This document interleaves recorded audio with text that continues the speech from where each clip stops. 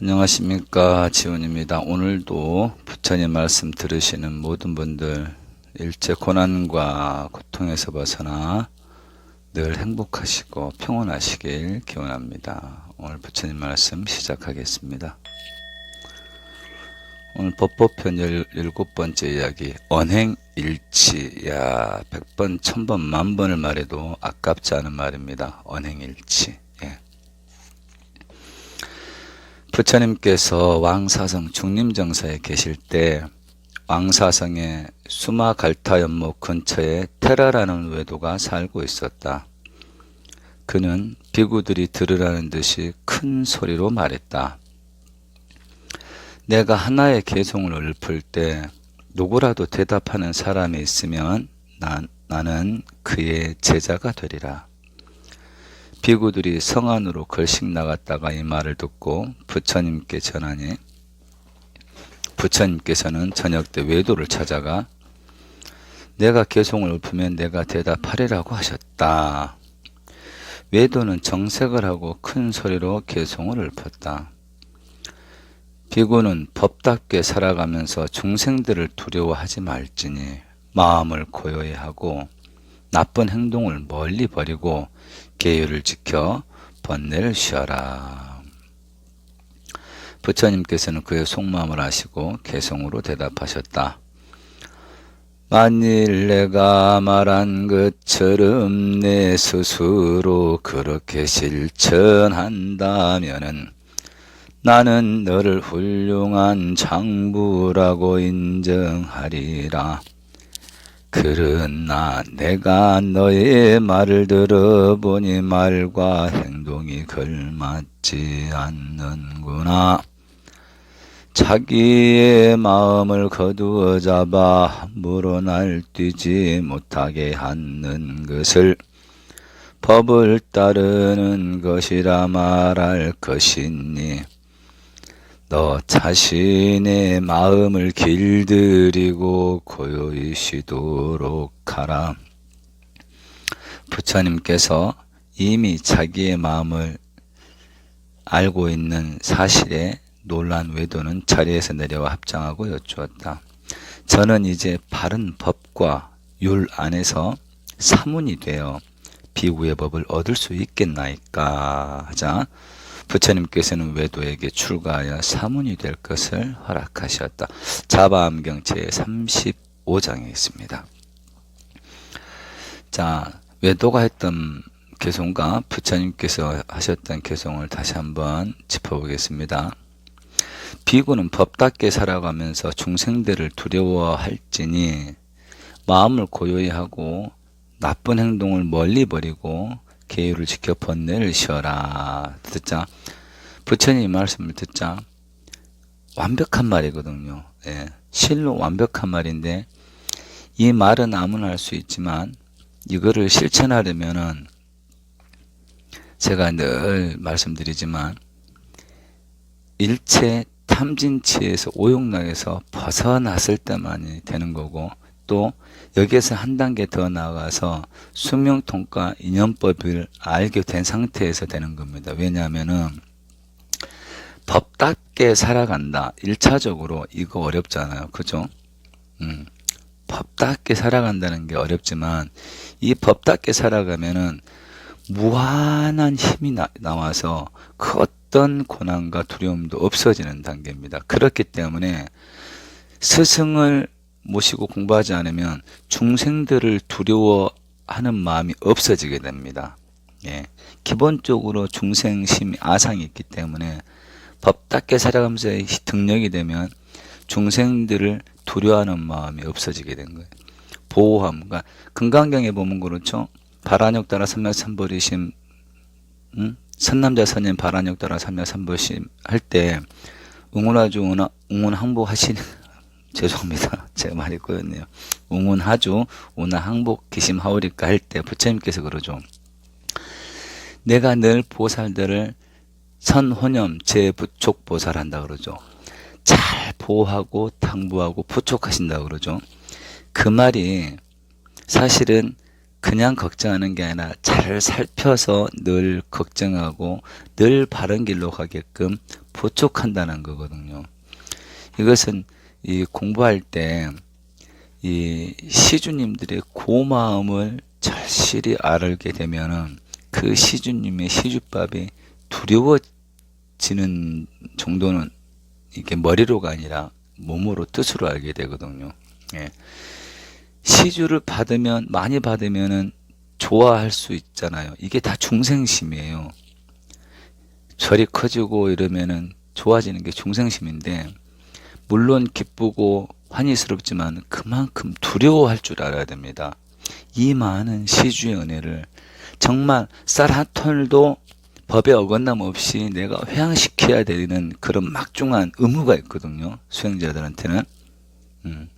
그렇기 때문에 늘 시주님들을 자체를 모든 자체를 고마워하면서도 정말 조심하면서도 두려워할 줄 아는 그런 마음은 수행 그 이상의 단계이기 때문에 부처님께서 딱 보시고, 아, 저 친구는 머리로 아르마리로 한 소리다 이렇게 알고 그렇게 말씀하십니다. 만일 너가 말한 것처럼 너 스스로를 그렇게 실천한다면 나는 너를 훌륭한 장부라고 인정하리라. 이런 표현 자주 나오는데요. 장부라는 표현 자주 씁니다. 예. 여기서 장부는 모든 그 좋은 단어를 다 포함한 거라고 보시면 됩니다. 뭐 유교 사상의 군자, 도인, 뭐 수행자, 아라엔, 최고봉에 그 해당하는 단어들을 총망라해서 장부라고 표현하시거든요. 더없이 훌륭한 표현이죠. 그러나 내가 너의 말을 들어보니 말과 행동이 걸맞지 않는구나. 자기의 마음을 거두어 잡아 함부로 날뛰지 못하게 하는 것을 법을 따르는 것이라 말할 것이니, 자기의 마음을 거두어 잡아서 함부로 날뛰지 못하게 하는 것을 법을 따르는 것이라 말할 것이니 너 자신의 마음을 길들이고 고요히 쉬어라. 이제 여기서 부처님의 수행법이 나오죠. 간접적으로. 부처님 수행법은 무엇입니까? 자기의 마음을 거두어 잡아 함부로 날뛰지 못하게 하는 것입니다. 이게 자기의 마음을 거두어 잡아 함부로 날뛰지 못하게 하는 것, 이게 수행이라는 거죠. 여기서 정진 4가지 다시 한번 살펴볼게요. 정진이 우리가 그동안 알았던 정진, 부처님이 올바른 정진이 무엇인지, 무조건 열심히 하는 거, 절하고 뭐 참선하고 백일기도 천일기도, 이걸 정진이라고 하는데, 그건 정진의 하나의 방편이고 하나의 수단이죠. 그 자체가 정진이 아닙니다.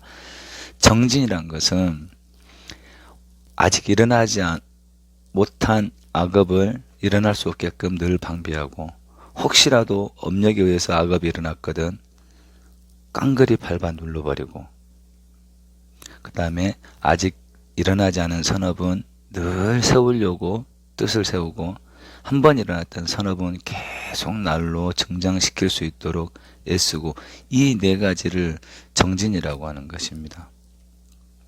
그렇기 때문에 부처님 수행법 윗바사나를 보면은 그렇습니다. 호흡을 관찰해 가지고 신수심법을 관하는 겁니다. 먼저 몸을 관찰하고, 그 다음에 몸을 관찰이 되면 뜻이 관찰이 됩니다. 느낌이 신수, 그 다음에 마음이 관찰이 되고, 그 다음에 법으로 이어지는 거죠. 그래서 일단 몸을 잘 관찰하는 단계, 저는 그런 생각을 해봅니다. 신수심법, 이 윗바사나의 신수심법이 성인사과의 제일 처음 단계 수다원, 그 다음 사담, 그 다음 안함, 아람이잖아요.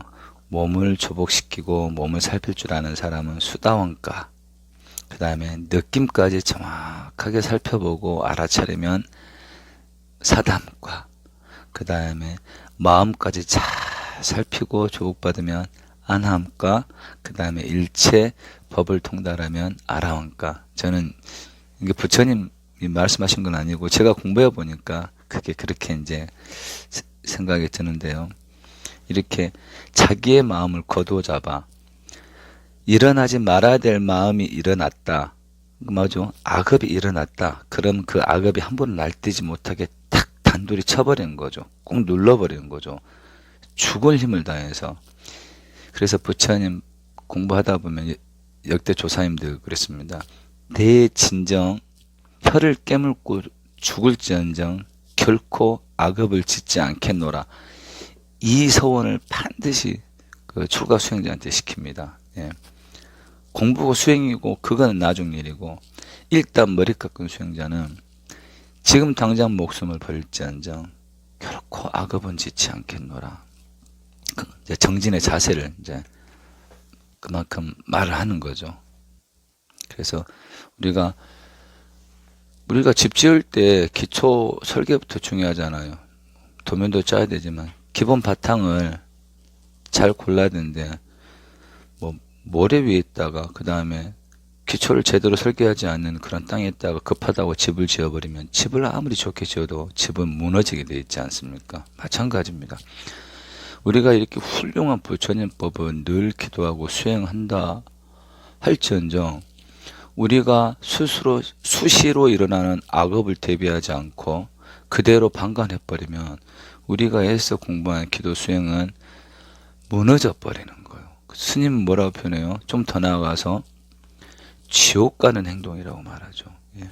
악업을 다스리지 않고 방배하지 않고 기도 수행한다. 그건 지옥 가는 겁니다. 다만 악업이 일어날 때 자기 한계를 다 해서 실천하고 일어나지 못한, 그러니까 지키지 못한 부분을 부끄러워하고 미안해하는 마음을 갖고 있으면은 괜찮습니다. 그러면 언젠가는 또 사라지니까. 그래서 열심히 하되 열심히 다 하지 못한 부분은 늘 우리가 부끄러워하는 마음이라도 갖고 살자. 예. 그것만 있으면 우리는 이번 생에 반드시 도가 연대를 얻을 수 있다. 이게 제 생각입니다.